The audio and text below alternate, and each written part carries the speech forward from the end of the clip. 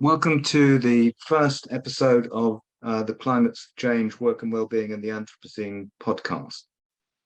I'm Stephen Fitzpatrick, Head of Culture and Wellbeing at Argentum, the Climate Change Catalyst headquartered in London. I guess I should say before we begin that I'm not Kate Blanchett, who in an adjacent universe hosts a podcast called Climate of Change, that's singular, which focuses on technological innovations and how they can help us make it through the climate crisis. We're focusing on the interrelational human dimension of the climate crisis, especially where organizations in the future of work is concerned. And for this first episode, we are delighted to welcome Jamie Bristow, who is director of the Mindfulness Initiative, a policy institute about mindfulness and compassion training that grew out of a program of mindfulness teaching for politicians in the British Parliament. Jamie was formerly Business Development Director for Headspace and has a background in climate change campaign communications, advertising and software development. He's also a mindfulness teacher and a teacher in training at the Insight meditation tradition. And if you'd like to know more, then visit Jamie's website, where you can learn more about his work and his writing. And given that this is the first time we're doing this, before we get into the talk to Jamie and the report on the inner dimension of climate change, I'd just like to say a little bit about why I've started the podcast at Argentum. The Grantham Institute recently called climate change and mental health two of the most significant challenges facing societies right now. And while there's a lot of media coverage of eco-anxiety and ecological grief and post and even pre-traumatic stress, the impact of the climate crisis on the well-being and mental health of people at work is hardly ever mentioned. And we feel there's a blind spot here. And this is acknowledged in the latest IPCC report, which points out that we're treating climate change as a purely external or technical challenge, but there's a subjective inner or relational dimension to climate change that we need to pay attention to. That is our mindsets, beliefs, values, and ways of relating to ourselves, to others and the planet, which are both the cause of the problem and potentially a leverage point for change. So what does the future look like for well-being at work as the climate crisis intensifies and the profound societal changes necessitated by the transition to a low-carbon economy intensify? And so we will be asking questions such as, do organizations in the Anthropocene have a new duty of care towards their employees? What can business leaders and those in positions of influence do to transform work into a developmental activity that equips people with the skills, mindsets, and training they need to stay focused, effective, creative, and compassionate both to themselves and to those around them as the unprecedented changes happen around them? So what does that look like? What changes must take place in the way businesses and brands are financed, structured, and managed for these changes to really take place and take root? What is work and the workplace becoming in the Anthropocene? In the podcast, we'll be asking those questions of academic researchers and theorists, psychologists, CEOs, climate-aware culture and well-being practitioners, asking them what they think, as well as sharing insights from Argentum's own culture program and our mindfulness in action training initiatives. So, hi there, Jamie. Hi again, Jamie. I should disclose that we've had a conversation last week, didn't we? So, which was very interesting. So, I wonder if we could maybe kick off by talking about the report and kind of how it came about, because it's and what the response has been, I guess, because it's I've seen a lot of conversations online about it, so maybe we could start there. Yeah, absolutely. Well, the big picture is that we've been engaged in work a bit like this for 8 years. As you mentioned, the organization I run came out of a teaching program, mindfulness teaching program for politicians in the British Parliament, where getting on for 400, I think, MPs and members of the House of Lords have taken some part in an 8-week training program, where they learn to get a handle on their own minds, to cultivate certain qualities of the heart, to develop different kinds of relating to themselves, to each other, and often to their profession. That's what we're told happens in some cases anyway. So we came together to help them to form an all-party parliamentary group on mindfulness back in 2014. We then conducted the first policy inquiry into how mindfulness training could help to meet society's most pressing problems in the areas of health, education, criminal justice, and the workplace. And for that, when we were really building a credible platform for something that at that point anyway was seen as very fringe. We had 3 government ministers and a Secretary of State at the launch of our report after that initial inquiry back in 2015. But that was, a major coup for something like mindfulness. And as time has gone on, we've been able to move from issues like, for instance, how do we address recurrent depression, which the World Health Organization thinks is going to be, the greatest burden of disease in the world. It's a huge issue, and mindfulness is as effective as antidepressants, for instance. But it's quite easy to make that case because there's really clear and focused evidence on that subject. Where we've got to now is, having established that credibility, having made recommendations to government over the course of many years, a number of which have been acted upon, we've been able to look more broadly at the bigger picture about how all of these different applications of capacity development, of inner capacity development, like mindfulness and compassion training, like what's the picture that connects all these dots. So, is it just a sticking plaster, or rather, a targeted intervention for depression over here, and self-regulation for offenders with impulse problems over there, or well-being in schools, or is there something else going on that makes sense of all of these different applications? And so, and this is driven by the appetite of politicians who have been starting to try to reach for more visionary language. In the words of one politician, who was saying, back in 2016, he sees that there's a more foundational application or way of seeing this than some of these applications in health. And we're like, okay, so if it is foundational, and that's what we believe, that's why we're we're interested in this area. Like, what are the narratives to make sense of that for politicians, so that they can start to advocate for it as a missing piece in how we think about societal development, linking that up to individual development and organizational development. And so yeah, the last 4 years or so, we've been doing research with leading professors and academic faculties to pull together a framework and a narrative to make sense of mindfulness and compassion as foundational capacities for a flourishing society. And most recently, and how that is important for particular societal issues, these broad and existential issues that we're now facing together.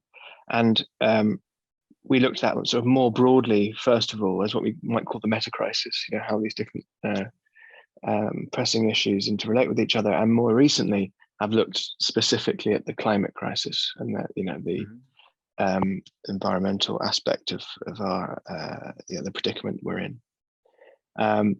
And so we spent a couple of years working with Professor Christine Wamsler at the Lund University Center for Sustainability Studies to conduct a research partnership, talk to 25 politicians and policymakers in the sustainability world around the world, and do extensive consultation with those working at the sort of the inner outer sustainability area, and have pulled together, looking at sort of sentiment. The ways in which people talk about it or don't talk about the intervention of the climate crisis have now produced a report. So yeah, maybe a bit more of a fulsome answer than you're expecting there, but that's the broad context. Well, it's a very big report, so I think it warrants a big answer. But I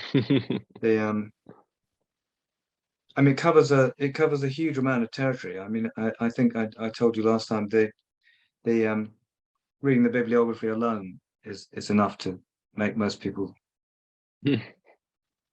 want to go and lie down for a while.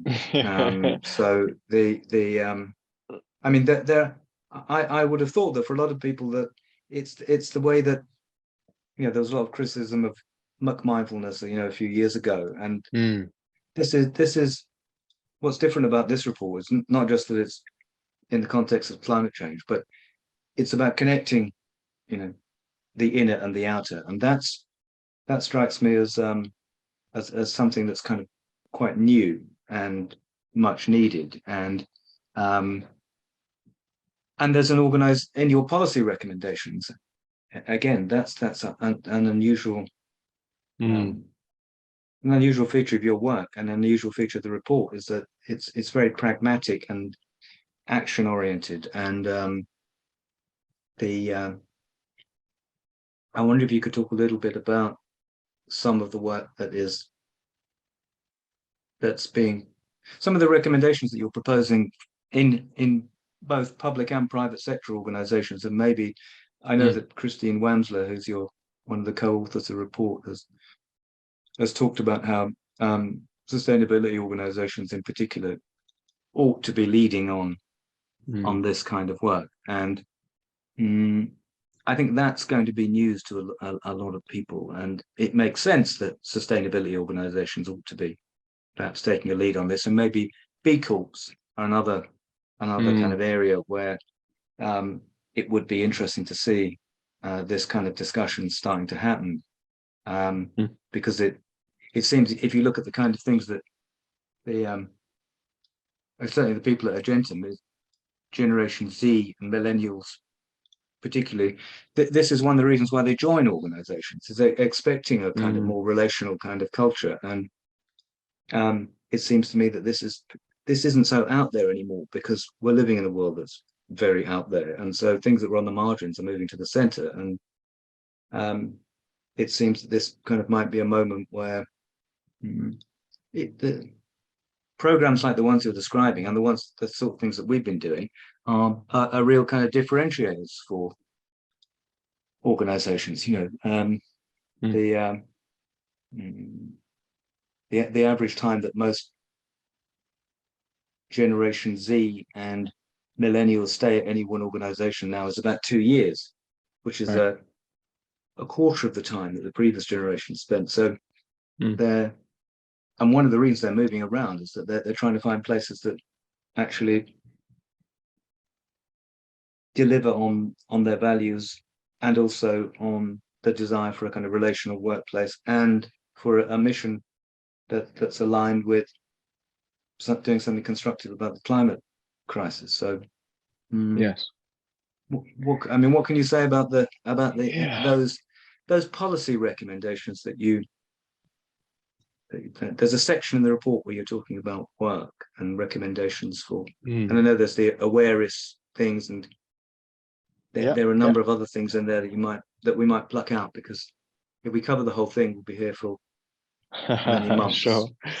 Sure. Well, I think you're absolutely right that organizations that seem to be sort of walking the walk will and embodying what the changes that is seen to be required will be more attractive places to be. And as we're starting to acknowledge that there is an inner dimension to this crisis, or in fact, as many people are starting to advocate that it is in many ways primarily driven by an inner relational Mhm. crisis, like our relationship to ourselves, to each other, to nature, is the thing that's most out of kilter, that has, as it were, external manifestations, and the amount of carbon dioxide and methane, etc., in the atmosphere is just one of the first, hard symptoms that we're running up against. But in Mhm. fact, we're transgressing all these other planetary boundaries, and we are eradicating Mhm. other life on this planet, having lost 60% of species already in the last 50 years. And so, what our report is showing is that it has been ignored. Senior policymakers are starting to ask, well, we haven't done anything for 70 years, despite knowing this is coming, this is happening. Where are the reports on where's the reports with IPCC level rigor on why the IPCC reports haven't been acknowledged? And you're starting to see that in the last IPCC report, in as much as, I think you were alluding to this earlier, there were segments of that report looking at in what they called inner transition to sustainability.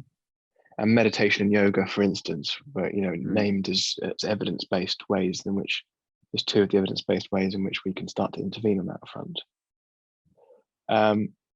But this is, compared to the huge size of the report and the IPCC reports, you think ours is long, or whatever it is, 80 pages or something. Theirs is 3,000. And vast majority of it, of course, is like tax instruments and technical external things and what we can do about technology, etc.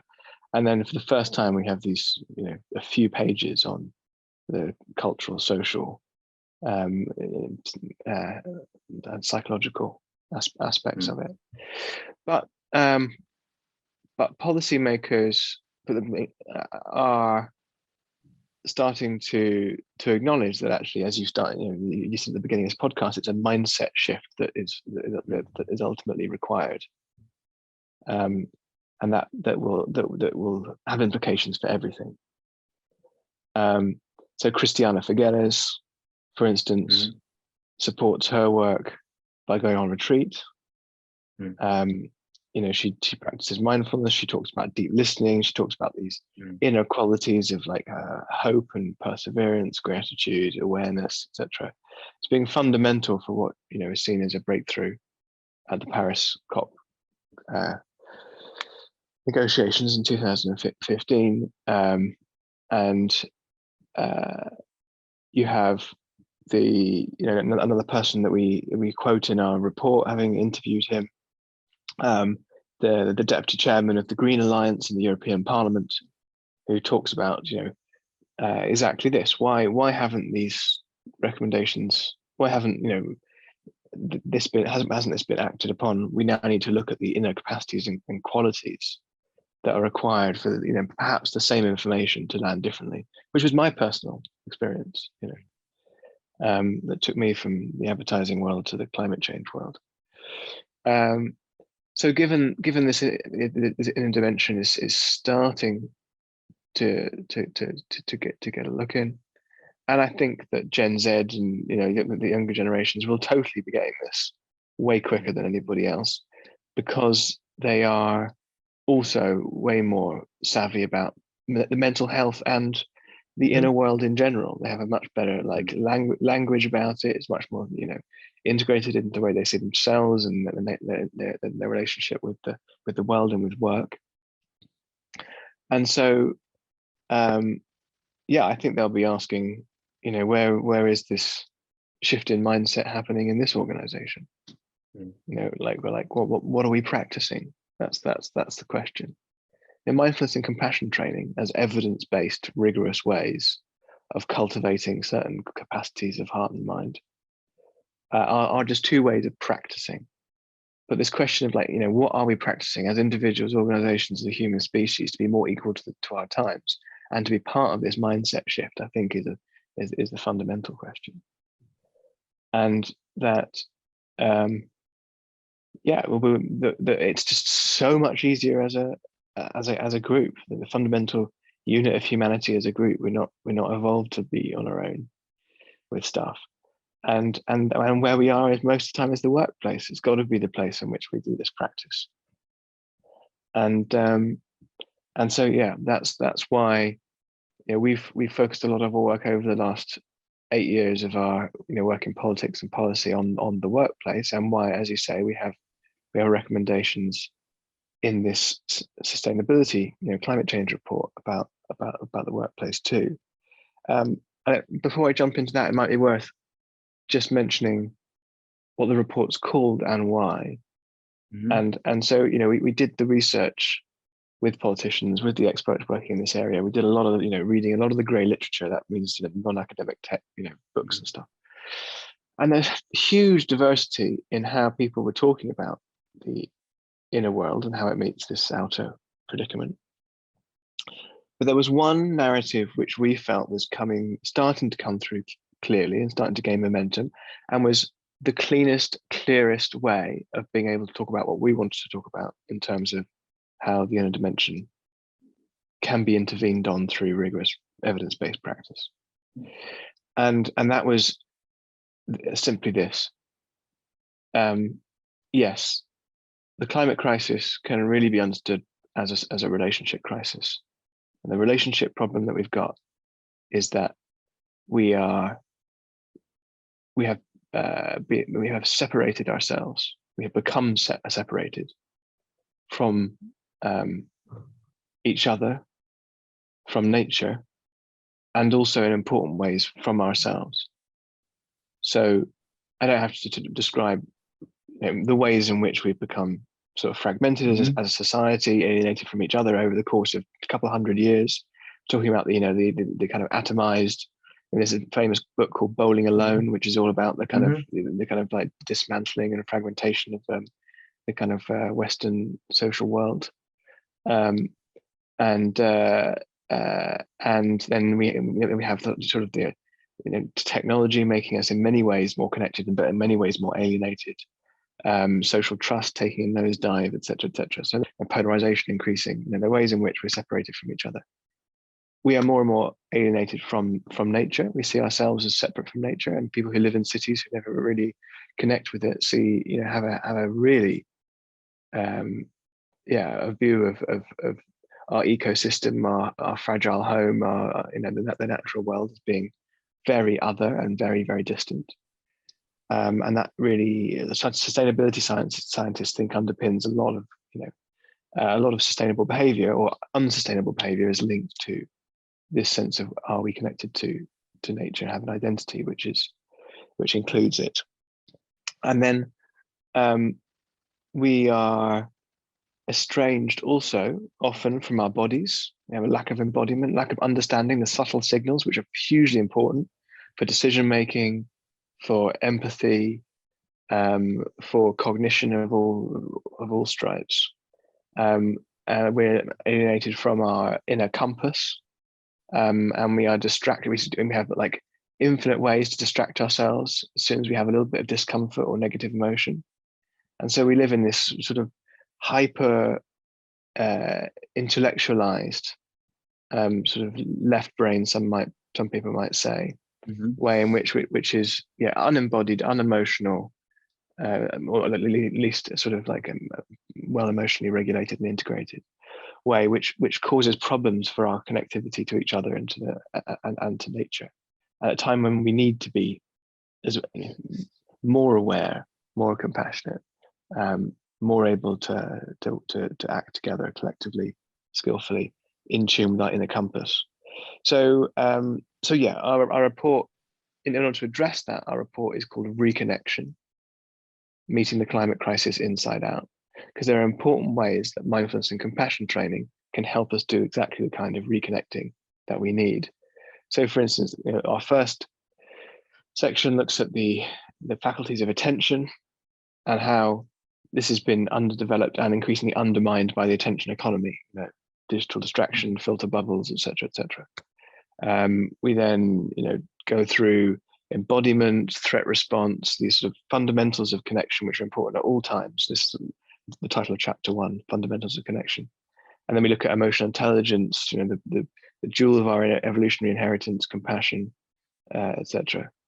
And then in our second chapter, we look at the ways in which the story of separation and the need for reconnection are so important, vital considerations, particularly in the climate crisis, where we look at what resource we need in order to turn towards difficulty.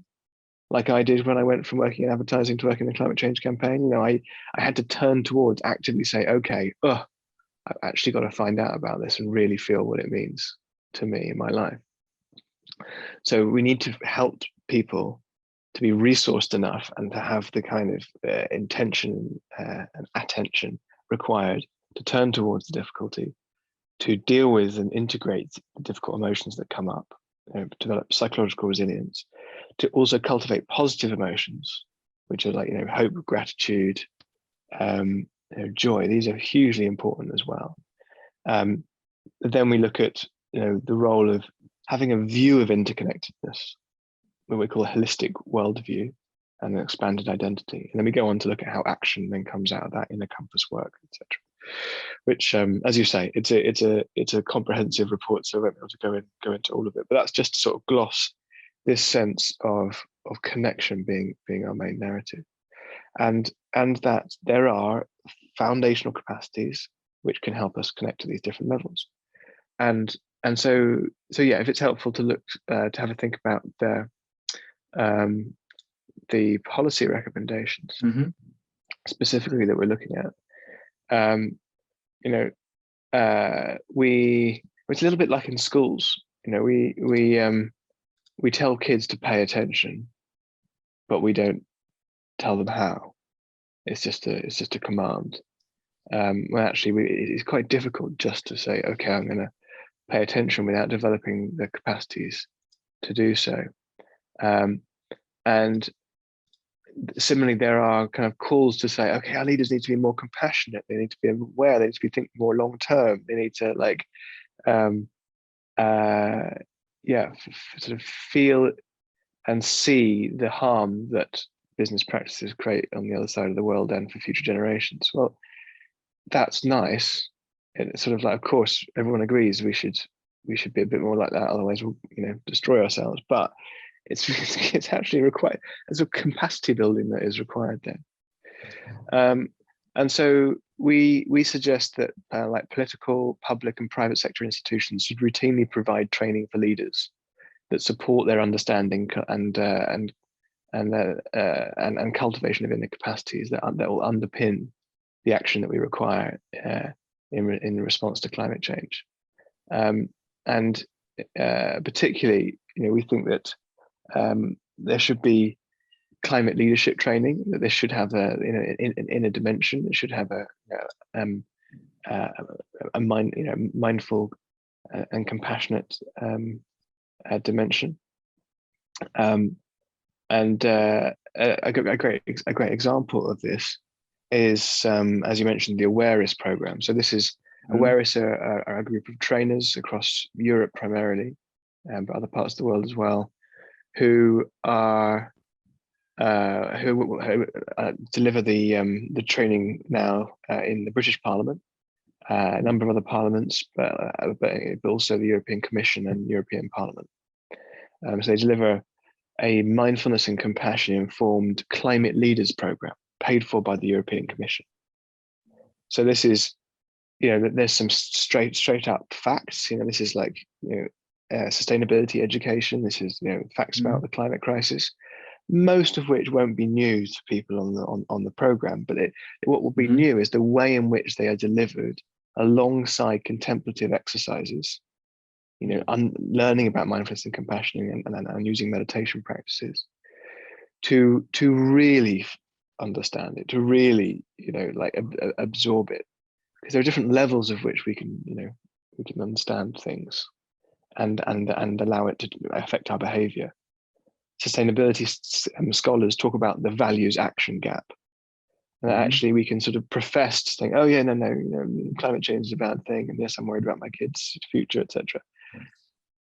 But you still go on holiday to Bali, or wherever, and don't really feel the connection between those two things.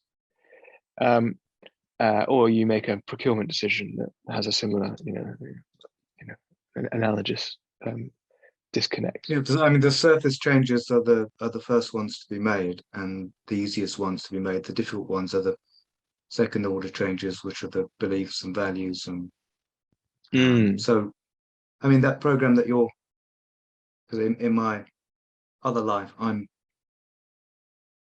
an honorary psychotherapist at the Maudsley, at the St Thomas's Hospital, and there, I mean, it's quite usual for people to make behavioural changes. Those are the first to come, but the deep changes are much more challenging. And I guess that's what's going on now, that we're paying attention to the external technical aspects of the crisis. But now the interesting thing about the report is that it's the first thing I've seen that really makes that connection. And I guess there's also now the IDG, inner development goals, which is great, kind of similar. So it seems that there's a groundswell of calling for a deeper and more integrated response. And I wonder if you could, how much could you say about that work with the European Commission? I'm sort of interested in how they connect the inner, how the inner and the outer connects. You've got the sort of the educational sustainability side, but the because I mean I've listened to a couple of things where Robert Keegan's talking about deliberately developmental organizations and the idea that the inner life can be managed, and that phrase, I mean, it's a kind of arresting phrase, but it also kind of makes my blood run cold as well. The prospect of being quarterly reviews at which you're held to account for how developed you are on a scale of from kind of Neanderthal to Buddhahood, and yes. but by someone that you may suspect is not quite as developed as they're not really equipped perhaps to make those kind of assessments. That side of it kind of worries me a bit, that it seems like it's almost inevitable it will be managerialized. And at that point it's got a kind of frightening shadow to it that shadow's the right word. Yes, exactly. Maybe it's an inevitable consequence of this kind of thing. But I guess at least thinking about the shadow and acknowledging it is one way to recognize it when it starts to happen. But I just wondered how they. I just wondered, it's got such kind of profound implications for the way that organizations are financed and how governance is structured, and how leaders are remunerated and how people are managed, and yeah.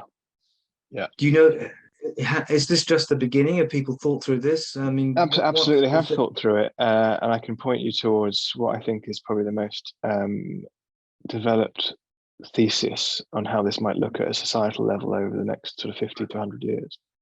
But I think there's a lot on what you've just thrown in there. Firstly, is the inner and outer and the interaction between those two considered in the European program? I mean, yes, that's partly what it isn't just like, how do these facts land with you and how do we deal with them, how do we act on them? It is looking at, in what ways is the crisis driven by inner dimensions? In what way are there inner dimensions that are barriers to action, or most important barriers perhaps?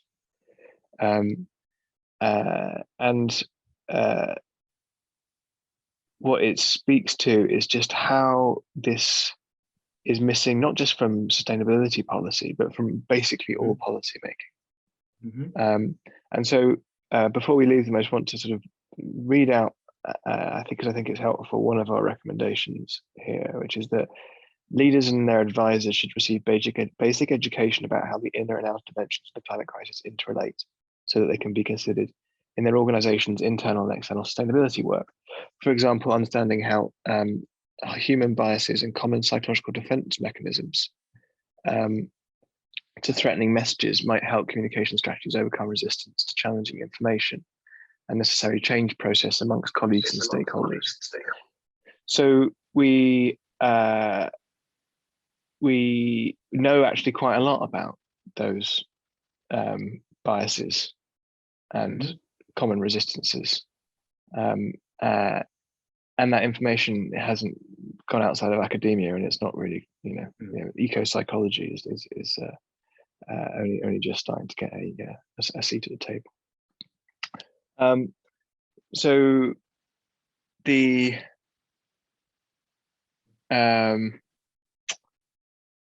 so this is a kind of a policy recommendation, not that we would sort of apply to pretty much any policy area, and we'll come back and look at the workplace perhaps. But yeah, and you mentioned a thesis a minute ago. Yeah, so this theorist Hansi Freinacht, who wrote The Listening Society and The Nordic Ideology, and has 2 or 3 books on what is he calls meta-modern politics. And I won't go into what meta-modernism is, but I would strongly recommend people check it out, because I'm a card-carrying meta-modernist myself. Well, maybe we could put some of those things in the notes. Good idea, that's Jonathan Rowson's. Yeah, exactly. Project, so he's often associated with Jonathan Rowson and others. Yeah. So what Hansi points to in the Nordic ideology is that over time, society has started to understand how things are interrelated, and actually how it's important that certain things that used to be private and no concern of society actually have huge downstream implications for the health of society. So we have in the UK at least, we have a public health service, and we have, people care about crime, and we want to keep crime low. And we've seen that the way in which kids are brought up in the early years of life, and particularly the trauma that happens to them and the sense of security, has huge implications for their health costs later in life, for their criminality, and therefore we can't just say, oh no, it's your concern what happens inside the home. Not there's of course just helping kids not to be abused just for the for its own sake, to reduce suffering and be a humane civil society. But also we have this consideration of the downstream implications of that. We're not able to just to step back. There has, over time, with the development of a welfare state, with more and more provision of resources to help us to be educated, civil, developed, we also have sort of responsibilities and what Hansi calls the greater intimacy of control over the private sphere, so that social workers do step in and intervene, in some case take children away from parents as a last resort. And if you look at the development of public institutions, there has been over time a greater development of intimacy of control of the state over the things that used to be completely your own problem. And with that has to come checks and balances to mitigate or to avoid abuse of those powers, and use of them in harmful ways. And you're pointing to that in terms of the shadow of this kind of thing. Like if we're starting to see there's a whole nother dimension here about people's inner development, like are they basically an adolescent through their entirety of their life, or do they go through these other stages of adult development so that they become a mensch, become an elder, become someone who is able to be generative and support people in society, or are they still causing problems in an adolescent way? Now, these are things, as Robert Keegan says, and that's his work is paramount here. We can support people to be to move towards elderhood and be more and more skillful and mature through adult life. And in fact, society will be profoundly better off if more people are helped to do that, rather than just kicking against the bricks the whole way in an adolescent way. And so it becomes a kind of like, the question: should society therefore intervene and make it a kind of like, our responsibility as a citizen, because you're going to be causing all kind of problems if you don't mature. So you can look at it at a society level and also at an organizational level. You're going to be more resilient, you're going to make better decisions, you're going to be better collaborative, etc. If you have more complex thinking, if you have a more maturity of understanding things in perspective, if etc. I think it's a really important question. What are the checks and balances for businesses, culturally, but also in a policy sense, that mean that we don't take that intimacy of control in a problematic direction. But I think, given we are manifestly, clearly not equal to the challenges of our times, and it comes back to, in part, a failure of maturity as a human species, and that can be intervened on. We have to use that. We have to go in the direction of greater intimacy of control, and say, we think you should develop in this way or that way. But it's a hugely tricky area, because as soon as you get into development, you get into hierarchies. As you said, like who's who to say who's more developed than someone else, and to request it of someone else, Yeah, I mean, I didn't want to diss Robert Keegan's work, because it's fascinating, and it seems that it's a terrible shame that people now live incredibly nuanced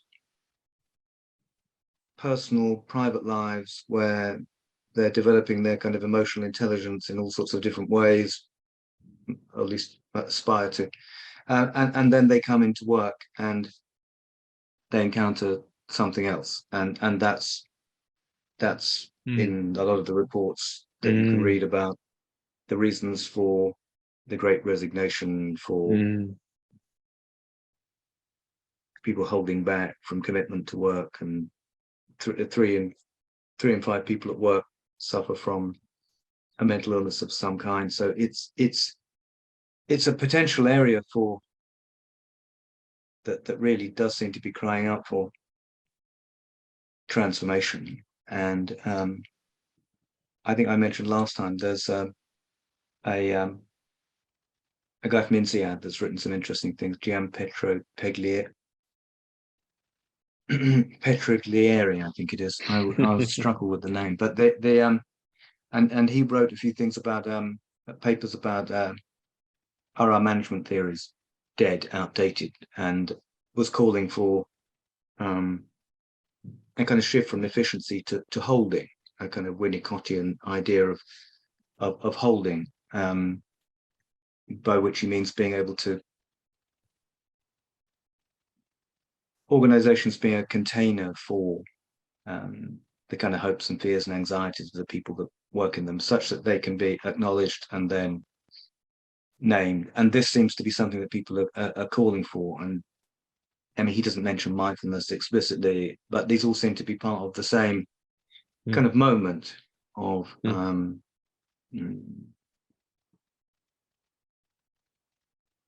and I mean, do you mentioned Cristina Figueres, and I guess Caroline Lucas's work in the UK Parliament is also another flagship, a very brave kind of initiative. Are there any other, besides the European Commission project, are there any that come to mind that you would want people to know about? There are a number of innovations looking at how we can evolve, adapt existing trading modalities to have a more explicitly climate impact oriented outcome.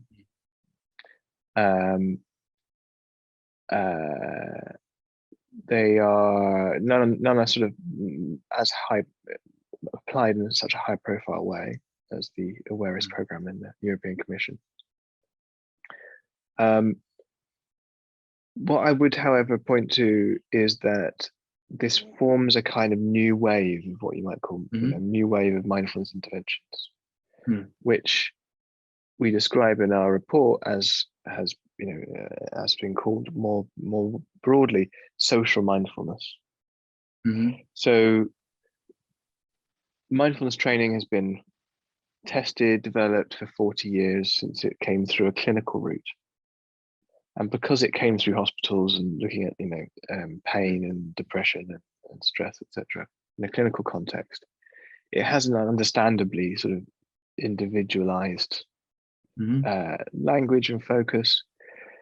Evidence building is so much easier at an individual level rather than a group or a societal level, which is very complex. Funders of research and actually funders of programs tend to be interested in the individual outcomes, etc. And so the language around mindfulness training has been individualized, and that's been critiqued by the mindfulness narrative, as you pointed out earlier.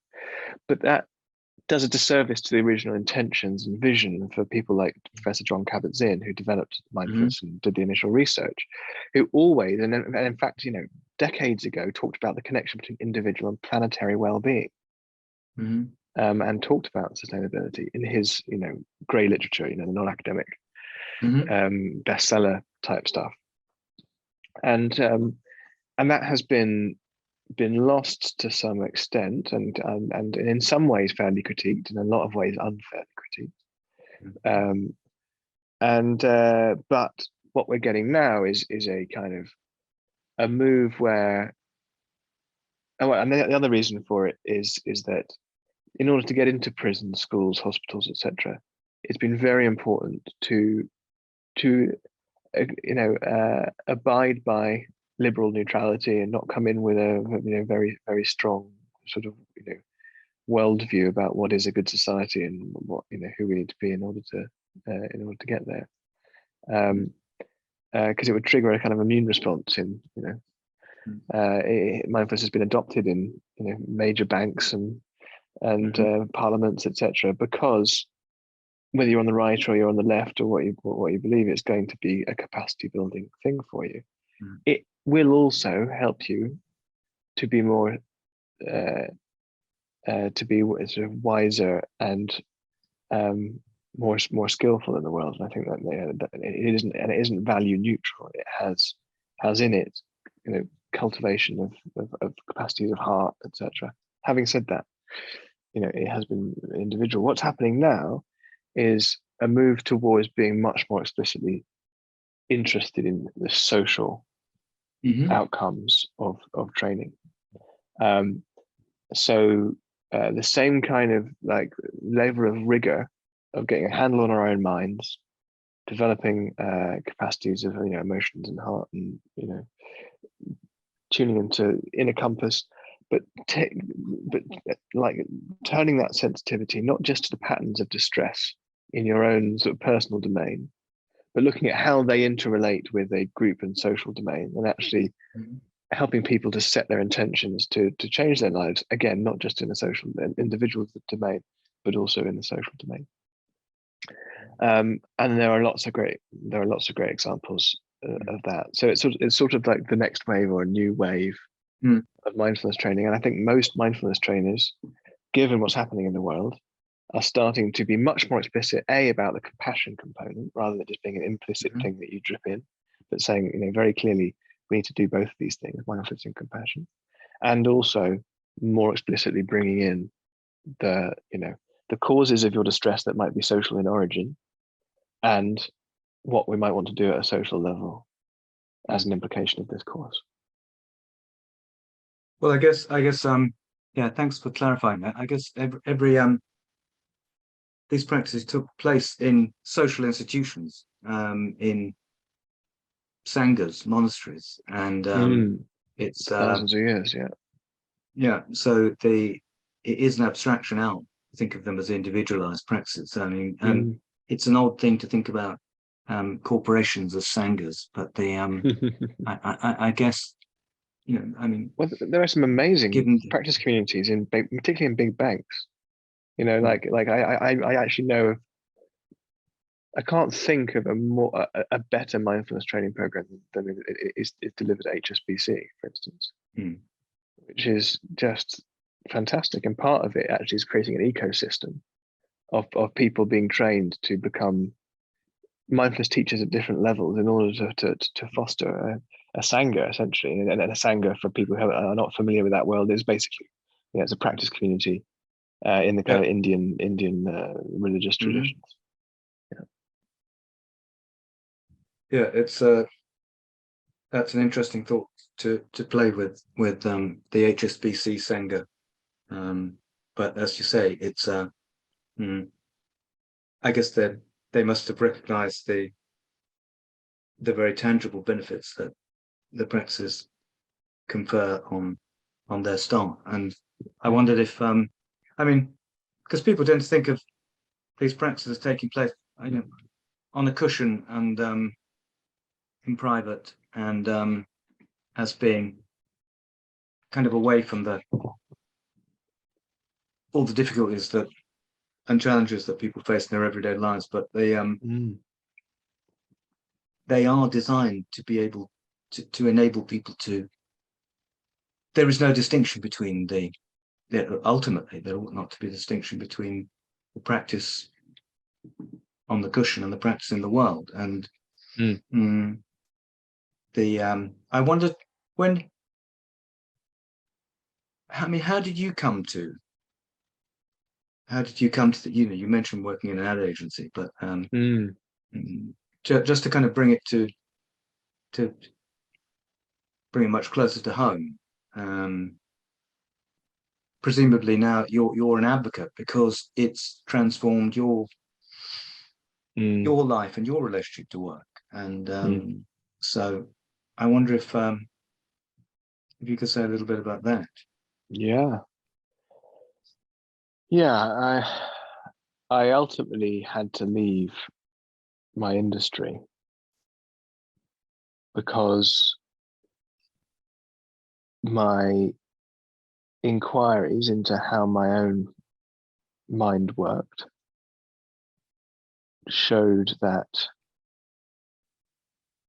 advertising in general had a deleterious effect on my capacities of attention and intention. How sort of like clearly I was sort of following what was most important to me versus what I was told to think was important. And I kind of looked at that on a societal level, that over the whole society, this is probably a negative thing on balance. And particularly the same facts about climate change landed differently with me because I'd been developed greater awareness and sensitivity. And I went from working on a major car maker for 18 months, making adverts for SUVs with the intention of being chief executive of an ad agency one day. That was there was nothing wrong with that really in my sort of value system, to going like how can I do this? And I have to leave and go work for a climate change campaign initially, volunteering for for a long period of time and not earning anything. And yeah, it's a great challenge to, as well as there's opportunity for businesses here, there's also a great challenge. And I noticed that Mother, the kind of leading creative shop advertising agency in London, just did a rebrand. Called themselves. Yeah, I don't know whether they've already got a Mother Earth spin-off, but this is the whole agency is now about meaning. Apparently, like it's all about. They only want to work with brands who are also all about meaning, and they want to really They Right. want to really,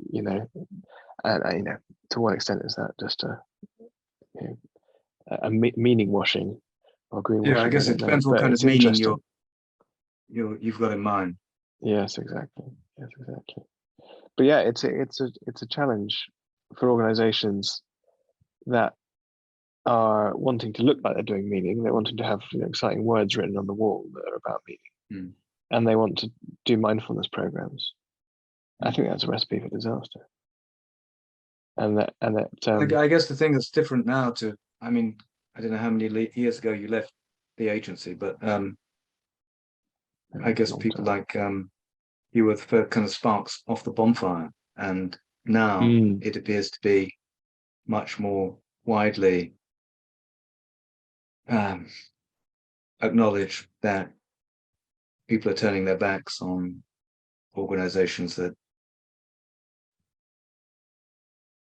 aren't places that acknowledge the sort of relational dimension and mission and mm, purpose. And it may just be a who knows which way this is going to go, but yeah, I think those that don't will struggle to recruit for the sure. best people, and it may prove to be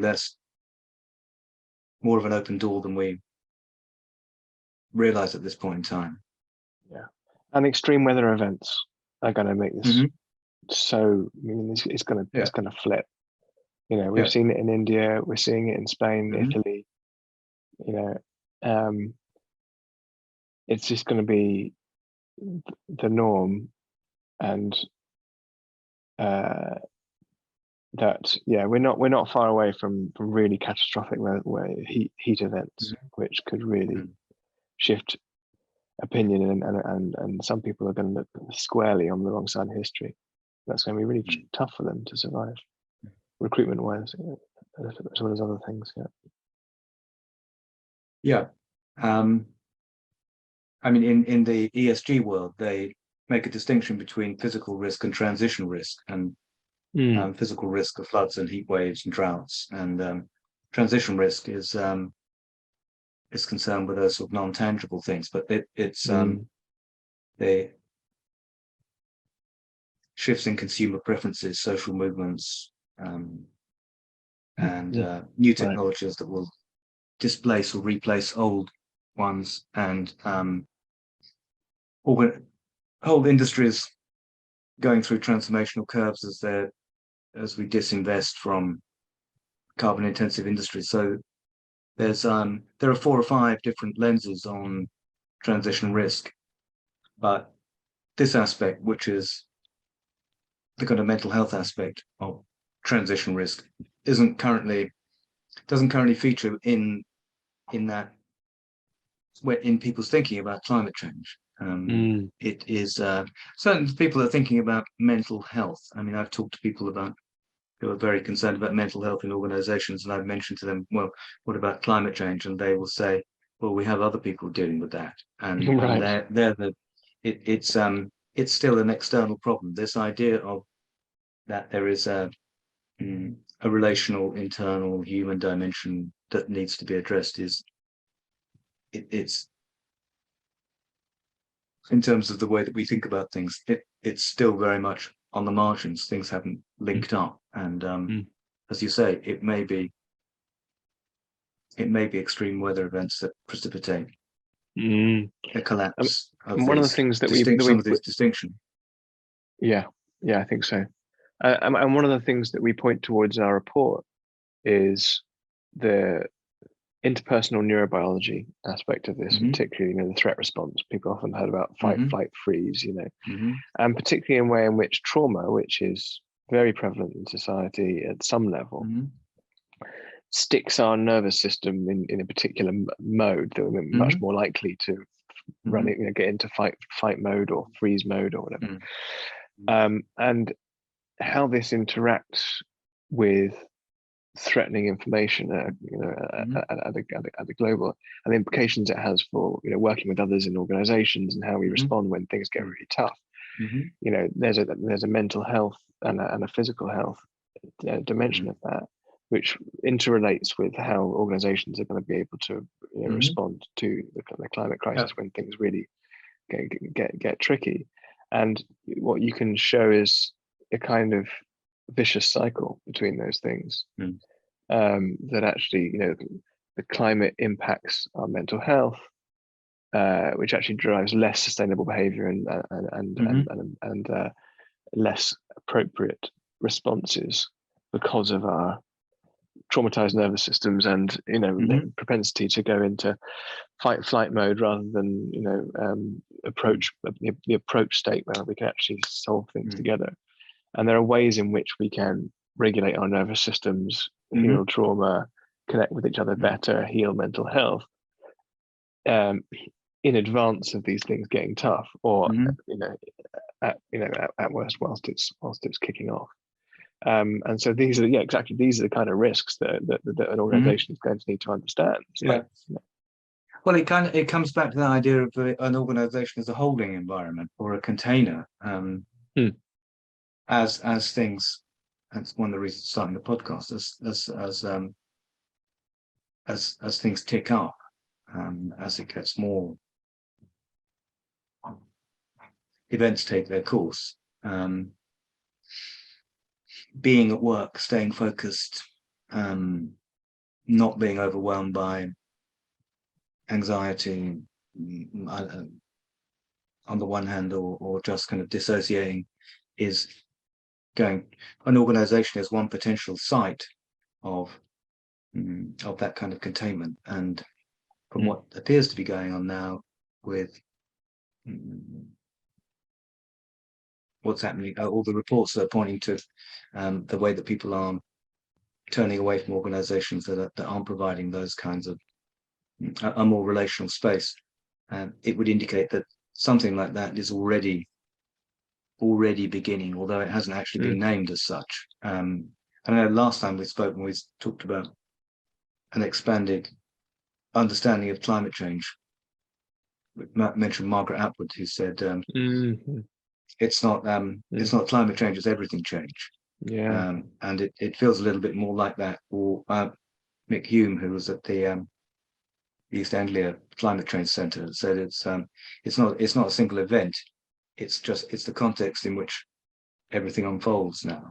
Yes, and it's actually quite difficult to think about everything all at once. But he pointed out how in more and more domains now, this is becoming a concern. But 6 years ago, the idea that climate change was the mental health issue, I don't think it was on anyone's radar. Now it's regarded as climate change and mental health as two of the major, two of the biggest threats that we're kind of facing. And it's that kind of unprecedented, the ability to kind of live with those shifts, which are unimaginable, but seem to be occurring on a weekly and monthly basis now. And many of the people that we've got working with us have lived through a couple of financial crises, the pandemic. Now we have a war and a potential depression. And in the context of that and what we're facing with the climate, what will organizations become? I think it's an interesting, it's an urgent conceptual and social question. And I think that's what's the report kind of speaks to that, even though they're but which is why in a sense that's why we started this podcast, because it was Urgentum was positioned as a company that would address not just the technical but the adaptive human side of things. And I think I told you before, for a long time there wasn't any resonance out there for that. And although we haven't used, we have now started using some some apps like the 29K app, which is great, and Richard Davidson's Mind and Life app. We were focusing more on working in using techniques which were working at a group level rather than individual level to begin with, and also that were developed in the 30s by a radical psychiatrist and social scientist called Moreno, and it was they externalize internal states or interpersonal relationships, almost like creating living infographics. So it sort of levels the playing field, because it's and turns them into data, because Argentum's a data company. So it's something that everyone can do, because not everyone is able to kind of work with the internal world quite so easily. And this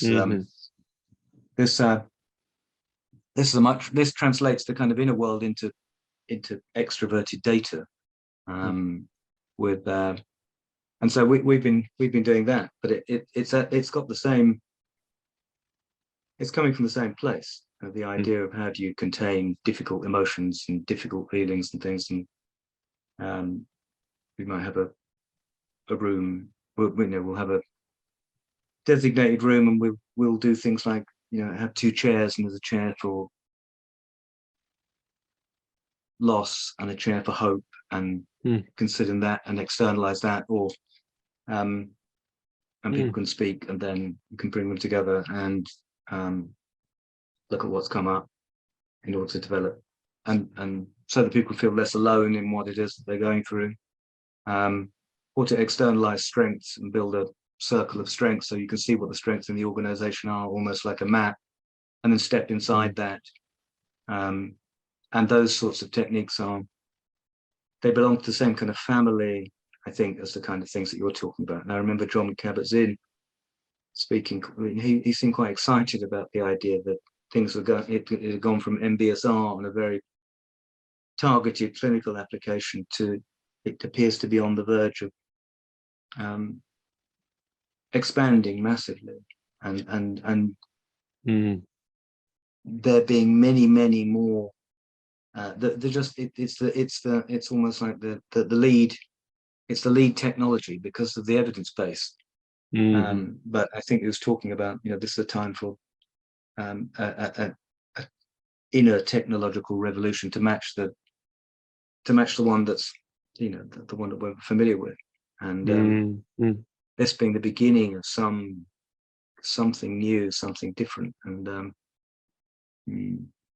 it's that's there aren't many sponsors of hope at the moment, so that's why I kind of reached out, because I saw the report and thought, well, this really is something different. It's I thought I was plowing a lone kind of furrow, and just to realize that I think you seem to have acted as a catalyst. There are many people who I mean, I wonder what kind of response you've had, because I remember when I spoke to you, you said, well, I've had, since the launch, I've had 2,000 emails. Thanks for yours. I'm getting to it, but what has been the response? Because I'd be interested to know. My impression is that there's a lot of interest in what you're saying, and the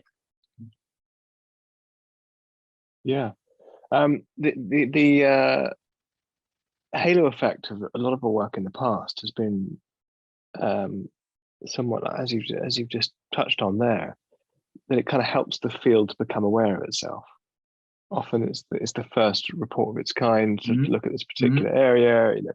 Through the inquiry, we consult a large group of people. They get to the sense of this coming together. There is a small academic world already that sort of knows each other, so we can't claim credit for connecting those folks. But it was, and there are some interest groups amongst sort of mindfulness teachers and things. But beyond that, there's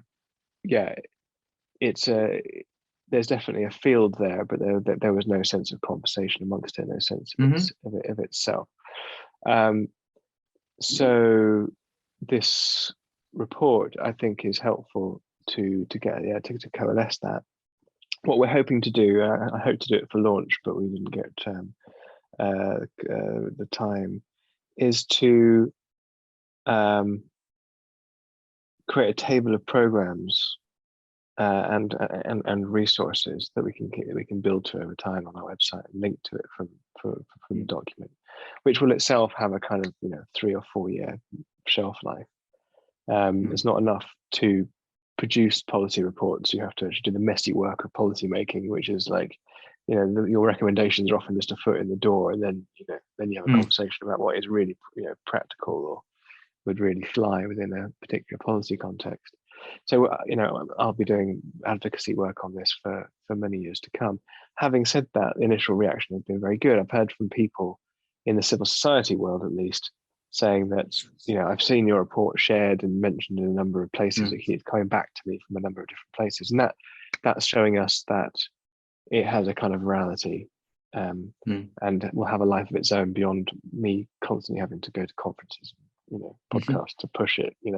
But I still have to do that. And if anyone's listening to this and gets a chance to check it out, I'd really recommend.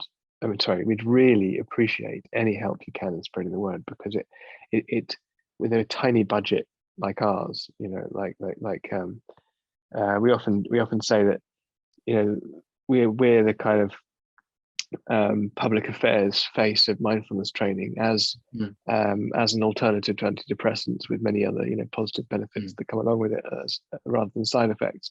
But we're up against the pharmaceutical industry with something like 6 billion worth of a public affairs budget. I can't remember exactly what the figure is. So we're kind of completely outgunned by many orders of magnitude. But and so we need all the help that we can get. But yes.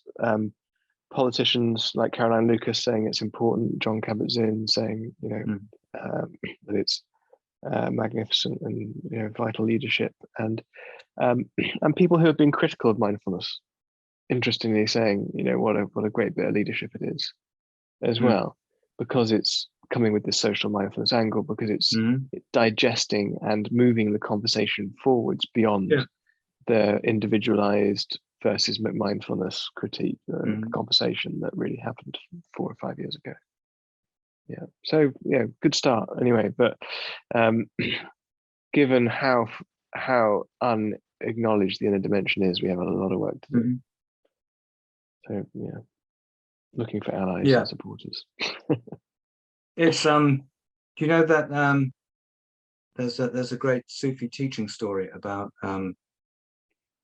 this, and it's there's a guy walking along. There's usually a guy walking along, and he sees a mad kind of mullah, the master, who's searching under a lamp in the middle of the street, under a street lamp, and he's looking for something, and it looks like so he goes up to him and says, "Well, what are you looking for?" And he said, "Well, I'm looking for the key to my house. Where's the house?" And he said, "Well, the house is back there." And he says, "Well, where did you lose the key?" He said, "Well, I lost it in the house." And he said, "Well, why are you looking in the street under the lamp if you lost the key in the house?" And he said, "Well, because it's dark in there." And I think that's it feels like we're at that kind of it's dark in there moment. And that the nice thing about the report, the messy business of the inner world. And I guess that's one of the things that kind of appeals to me about the sociometry techniques, the things that we've been using, is that they externalize what's internal, so to turn them into data that you can work with. That's and hugely, name them. And hugely it's helpful. yeah, particularly if you're in an extroverted world. Mhm. I think I told you last And time you feel I like you tried to need to make find. the case to the budget holders and the decision makers that this is important. You need to measure what you Sorry? treasure, and Yeah. in order to sort of surface it to other decision makers, so that it is considered. It needs to be visible Well, I guess in some that's the ways. value of the as you say, the mindfulness people have managed to do that. They've generated the Mm. evidence base, and it's couched in the doxa of our times. So it's you've got Mm. effective cognitive neuroscience in reference quite a lot, and that tends to make people listen, or at least Mm. enables them to disable their agnostic secular reflex and listen for a moment. And Mm. as you say, it's great that they've done that. Mm. And it's very hard to put a team or a group in an MRI scanner. So Yes. what you've done is send up a flare. And so thank you very much, Jamie, for coming along and being the first guest on climates of change. I hope that will last. It's been a great honor. Thank you so much, Stephen. Thank you. Take care.